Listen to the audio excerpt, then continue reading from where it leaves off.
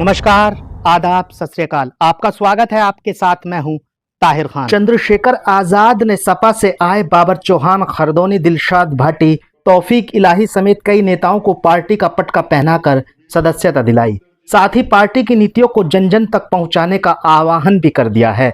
नगीना से सांसद और आजाद समाज पार्टी यानी एएसपी के राष्ट्रीय अध्यक्ष चंद्रशेखर आजाद बुधवार को मेरठ पहुंचे, जहां उन्होंने पार्टी कार्यकर्ताओं को संबोधित किया। इस दौरान समाजवादी पार्टी और बहुजन समाज पार्टी सहित अन्य राजनीतिक दलों के कई स्थानीय नेताओं ने चंद्रशेखर आजाद की उपस्थिति में एएसपी की सदस्यता ग्रहण की। चंद्रशेखर ने कहा कि इस बार लाठी गोली की सरकार नहीं चलेगी। 2027 के विधानसभा चुनावों में मेरठ की 7 विधानसभा सीटों पर आजाद समाज पार्टी अपने उम्मीदवार उतारेगी। सांसद चंद्रशेखर आजाद ने पार्टी में शामिल होने वाली सभी नेताओं का गर्मजोशी से स्वागत किया।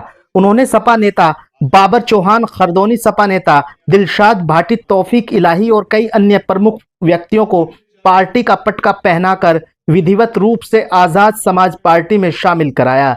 यह घटनाक्रम मेरठ में आसपा की राजनीतिक पैठ को मजबूत करने की दिशा में एक महत्वपूर्ण कदम माना जा रहा है। इस अवसर पर चंद्रशेखर आजाद ने पार्टी की विचारधारा और आगामी राजनीतिक योजनाओं पर प्रकाश डाला। उन्होंने कहा कि आजाद समाज पार्टी समाज के सभी वर्गों के हितों की रक्षा के लिए प्रतिबद्ध है और उनका लक्ष्य एक ऐसे समाज का निर्माण करना है जहां समानता और न्याय का वास हो। उन्होंने नए सदस्यों से पार्टी को मजबूत करने और जमीनी स्तर पर लोगों से जुड़ने का आह्वान भी किया। सपा छात्र सभा के राष्ट्रीय महासचिव बाबर चौहान, खरदोनी और अन्य के आजाद समाज पार्टी में शामिल होने से पार्टी की स्थिति मेरठ में मजबूत होने की उम्मीद जताई जा रही है। चंद्रशेखर ने कहा कि मैं धन्यवाद करता हूं उनको जिन्होंने आजाद समाज पार्टी में अपनी आस्था दिखाई। मेरठ से 1857 की क्रांति परवान चढ़ी, अंग्रेजों के पैर उखाड़ दिए। जो अंग्रेज कहते थे कि भारत कभी आजाद नहीं होगा, उनको भारत छोड़कर भागना पड़ा। उसी क्रांति धरा मेरठ में आना मेरा सौभाग्य है। पार्टी के सभी नेताओं और कार्यकर्ताओं का मैं धन्यवाद अदा करता हूं। उन्होंने कहा कि बाबर चौहान के आजाद समाज पार्टी में शामिल होने से पार्टी को बल मिलेगा। इस दौरान तौफीक इलाही, नूर सैफी, सत्य कुमार प्रजापति, नितिन कुमार जाटव, हारून समेत कई नेताओं कार्यकर्ताओं ने पार्टी की सदस्यता ली। उत्तर प्रदेश के मेरठ से विशेष रिपोर्ट। अब आपको सुनवाते हैं आजाद समाज पार्टी के राष्ट्रीय अध्यक्ष चंद्रशेखर आजाद ने और क्या कुछ कहा है प्रेस कॉन्फ्रेंस में, आप वो सुनिए।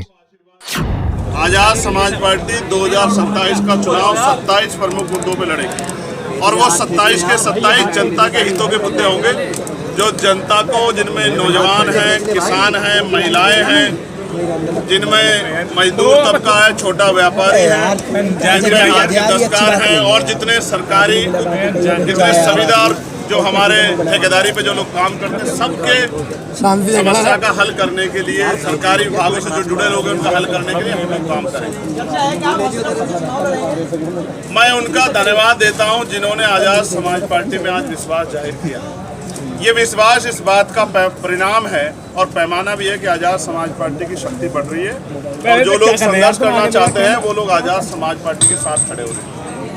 कक्षा 1 से 12 तक की पढ़ाई जब मुफ्त होगी और क्वालिटी एजुकेशन मिलेगी तो मुझे लगता है कि बच्चों में और उनके परिवारों में खुशहाली की एक लहर आ जाएगी। जब अच्छी चिकित्सा व्यवस्था लागू होगी जिसमें सबको बेहतर इलाज मिलेगा तो लोगों की जान सुरक्षित होगी।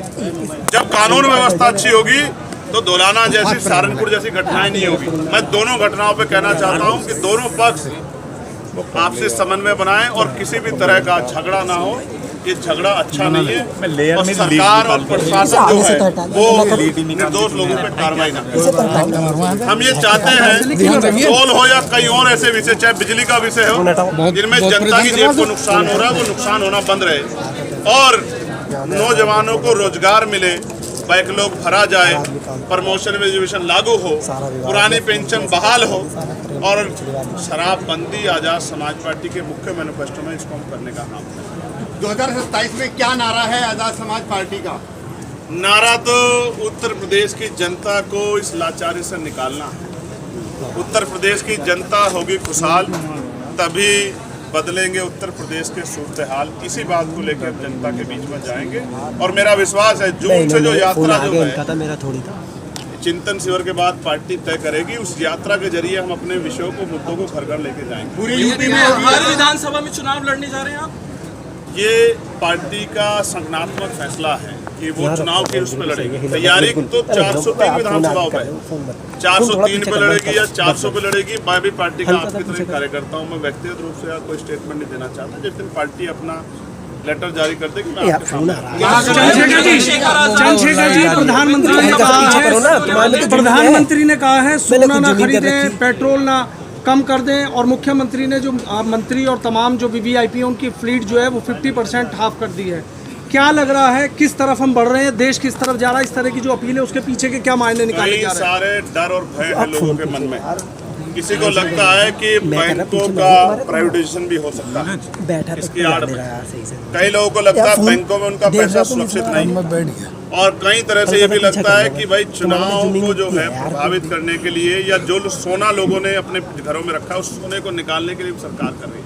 लेकिन जब आपने सवाल किया तो मुझे लगा कि आप ये कह रहे हैं कि प्रधानमंत्री कल ये ना कह दें कि अब सोना कम करो और 12 घंटे की जगह 18 घंटे काम करो, तब जाके रोटी की व्यवस्था होगी। पता नहीं क्या कहते हैं हमारे प्रधानमंत्री, लेकिन सच ही है।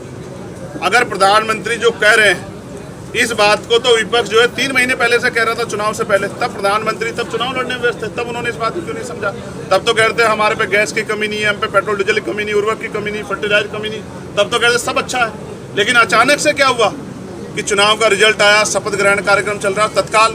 और मुझे पीड़ा इस बात की है, जो कहता है पहले, जैसे गांधी जी ने कहा कि भाई नमक छोड़ो, तो पहले उन्होंने ये नियम अपने ऊपर धारण किया। लेकिन देश के प्रधानमंत्री ने कहा, और फिर असम के जो है उसमें जब मंत्रिमंडल के गठन में मुख्यमंत्री की शपथ में आप जा रहे हो, तो हर आपका मुख्यमंत्री जा रहा है मध्य प्रदेश का, कि उनके बगैर शपथ नहीं हो सकती है क्या केंद्रीय मंत्री के शपथ नहीं हो, सब प्राइवेट जेट से जा रहे हो? तो समझ आता है कि आप अपने खर्चों में कोई कटौती कर रहे हो, जनता से मांग कर रहे हो। जनता महंगाई से लड़ेगी, बेरोजगारी से लड़ेगी, परेशानियों से लड़ेगी, रोजगार से लड़ेगी, तमाम तरह की समस्याओं से लड़ेगी, और भारतीय जनता पार्टी सिर्फ चुनाव लड़ेगी, ऐसा हमें लग रहा है। क्या चंद्रशेखर आजाद खुद विधानसभा चुनाव में चुनाव लड़ने जा रहे हैं? यदि हाँ तो कहां से? अगर ये मेरा फैसला व्यक्तिगत होता और मैं व्यक्तिगत फैसले लेता तो मैं आज ही आपको बता देता। पार्टी का जो आदेश होगा मैं उसका सम्मान करूँगा। पार्टी कहेगी तो लड़ूंगा, पार्टी मना करेगी तो नहीं लड़ूंगा। पार्टी जहाँ से कहेगी वहाँ लड़ूंगा। अगर मेरठ से कहेगी तो मेरठ से लड़ूंगा। पार्टी अगर मना करेगी तो नहीं। नीट एग्जाम में आपने देखा छात्रों ने सालों साल सीएम बनने के लिए आप ये जो आज इतनी सारी पार्टी के लोग छोड़ के आए, ये गठबंधन ही तो है। आप इसको देखना नहीं चाहते। वहाँ विजय को कौन देखना चाहता था? सब लोग कहते कुछ सीटें कुछ सीटें कुछ सीटें। आप ऐसा ही लोकसभा पहले चुनाव से पहले सोचते थे कि चंद्रशेखर को मिल जाएंगे 20,000 वोट, लेकिन जनता है भाई ये। तो क्या आप जनता को आजाद विजय की राह पे चल गए? जनता को मालिक मानिए और जनता का तक उनकी जनता तक बात पहुंचे, इसलिए हम यात्रा कर रहे हैं। क्या विजय की पथ पे शेखर चल रहे हैं? मैं तो जनता की जो समस्या है उनको, क्योंकि मैं पास संगठन में जानता हूँ, उनकी समस्या का हल करने के लिए संघर्ष कर रहा हूँ। रही बात नीट की, नीट पहली बार नीट का पेपर लीक नहीं हुआ है, और उत्तर प्रदेश में तो कोई ऐसा पेपर जो लीक नहीं हुआ। और ये सरकार है जो कहती है कानून व्यवस्था के बड़े बड़े दावे करती है, ये पेपर नहीं संभाल पा रही। और माफियाओं में किसका नाम आ रहा है? पेपर माफिया, सत्ता से जुड़े लोगों का। मैं तो कहता हूँ एनएसए लगनी चाहिए, सख्त कार्रवाई उनसे, इनकी संपत्ति जब्त करनी चाहिए जो पेपर माफिया हैं, क्योंकि ये 22 लाख बच्चों के भविष्य का खिलवाड़ नहीं कर सकते। मैं कहना चाहता हूँ ये बहुत पीड़ा का समय, लोगों ने अपने पेट काट काट के अपने बच्चों को पढ़ाया है, आज उनके सपनों को कुचला गया है सरकार की लापरवाही के द्वारा। ये जिम्मेदार के शिक्षा मंत्री जिम्मेदारी उठाएं और इस्तीफा दे अपने पद से, अगर उन्हें हिम्मत है, और नहीं देते तो फिर ये जनता का बेवकूफ बनाना बंद करें। तमिलनाडु का मुख्यमंत्री ने क्या नया एक मैसेज दिया है समाज को विजय ने? तमिलनाडु की बात करने के बजाय अगर हम उत्तर प्रदेश के मुख्यमंत्री से पूछें कि उत्तर प्रदेश के किसानों का क्या होगा, उत्तर प्रदेश के किसान और जो बिजली के मार इन पे पड़ रही है, आपने वादा किया था किसानों की आय दुगनी कर देंगे और बिजली जो है वो आधे दामों में मिलेगी, इनका बिजली का बिल माफ होगा, इनका खर्च कर दिया क्या माफ मुख्यमंत्री? जून में वैसे ही गर्मी हो जाती है, लेकिन सियासी तापमान आप बढ़ाने जा रहे हैं। जून में ऐसा क्या है कि घर घर गांव गांव गली गली जाने की भी आपने मन से बात की है, क्या पूरा प्लान है? आज तो नहीं बता सकता। आज तो इतना ही कह सकता हूँ कि हम किसान परिवारों के लोग, जून हो या दिसंबर, हमें तो अपना काम करना ही करना है, चाहे सर्दी हो या गर्मी, आंधी हो, तूफान। हम अगर अपना काम नहीं करेंगे तो किसानों के घर कैसे चलेंगे, अनाज कैसे होगा, लोगों का पेट कैसे भरेगा देश का। हम तो देशभक्त किसान परिवारों से आते हैं, तो संघर्ष के रास्ते पर संघर्ष करेंगे। आपने एक महत्वपूर्ण बात बोली है, आपने एक बड़ी महत्वपूर्ण बात बोली है कि सड़कें सबके लिए समान हैं। क्या फिर से जो नमाज पढ़ी जाती है वो सड़कों पे पढ़ने का हक रख पाएंगे अब मुस्लिम समाज, अगर आपकी सरकार बन जाती है? पहले पढ़ी जाती थी। आपको आपत्ति है इस बात से? आपको आपत्ति है? तो नियम सबके लिए बराबर होंगे ना। जब सड़क एक के लिए खुलेगी तो दूसरे को भी अवसर मिलेंगे, वरना सड़क किसी के लिए नहीं खुलेगी। कानून व्यवस्था सबके लिए समान चाहिए। राज्य का कानून धर्म और जाति ना देखे, सबके लिए समान। सर मैं फिर कह रहा हूँ, यहाँ डॉक्टर बाबा साहब अम्बेडकर की जयंती की परमिशन नहीं मिलती है। मीडिया को पूछना चाहिए उस पर कि 403 करोड़ रुपए की बात कर रहे हैं कि मूर्तियों का हम लोग अनावरण करेंगे। जब मूर्तियां हैं उनको सुरक्षित क्यों नहीं करती सरकार? हम जब काम करेंगे तो हिंदू मुसलमान के एजेंडे को नहीं लागू होने देंगे जनता के बीच में। मैं आपको बताना चाहूँगा, अगर कोई होगा तो हिंदू भाई उसका खड़े होकर स्वागत करेंगे। मेरी बात को आप याद रखें। 27 में अकेले लड़ेंगे या गठबंधन के साथ ही नजर आएंगे? जनता के साथ लड़ेंगे सनोज भाई, जनता के लिए लड़ेंगे, जनता की आवाज बन के लड़ेंगे और जनता को मुसीबत से निकालने के लिए लड़ेंगे। ये जो अभी शुरुआत आज आपने समाजवादी पार्टी में जो लोगों को तोड़ने का काम किया, जो आपकी नीतियों से प्रभावित होकर आपके साथ आए, क्या ये ट्रेलर है, पिक्चर अभी बाकी है, कुछ और है? तोड़ने का नहीं, जोड़ने का काम किया है।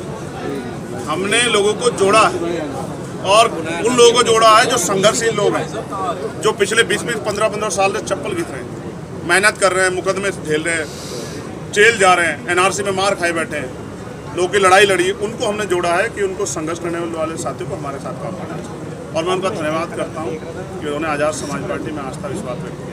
एक सवाल और रह गया इनका भी। प्रतीक यादव वाला संदिग्ध परिस्थिति में मृत्यु हुई है, जांच चल रही है, शव जो है पहुंच चुका है घर पर, पोस्टमार्टम हो रहा है। सर क्या कहना चाहेंगे राजनीतिक परिवार के मुलायम सिंह के बेटे? देखो, मैंने अपनी संवेदनाएं तो प्रकट कर दी और कुदरत उनको संभल दे, लेकिन जिस तरह की चर्चा सामने, अभी मैं उस पर इतना ही कहूँगा, पोस्टमार्टम रिपोर्ट आएगी, डॉक्टर्स के सामने जो डॉक्टर्स बताएंगे उसके आधार पर हम कुछ भी कह सकते हैं।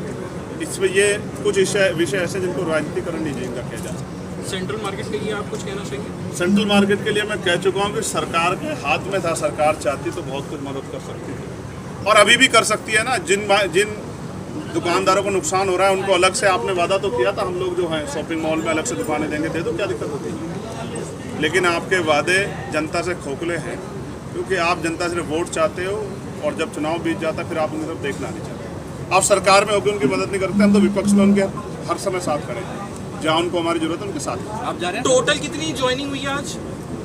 गिन लेना आप जाएंगे सेंट्रल मार्केट जा रहे हैं? ये आप चलोगे मेरे साथ?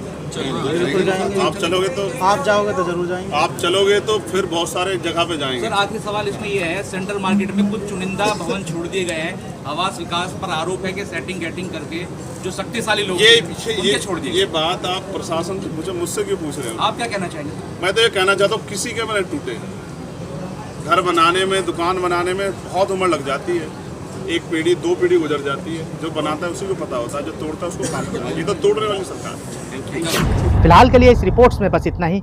प्लीज आप चैनल को सब्सक्राइब जरूर कर दीजिएगा, वीडियो को लाइक और कमेंट्स करना बिल्कुल मत भूलिएगा। अभी के लिए बस इतना ही। आप रहिएगा होशियार, खबरदार। आप स्वस्थ रहें, मस्त रहें, सतर्क रहें, सुरक्षित रहें। है अभी बहुत कुछ और। आप देखते रहिए टीवी टुडे न्यूज़ 24। नमस्कार, जय हिंद।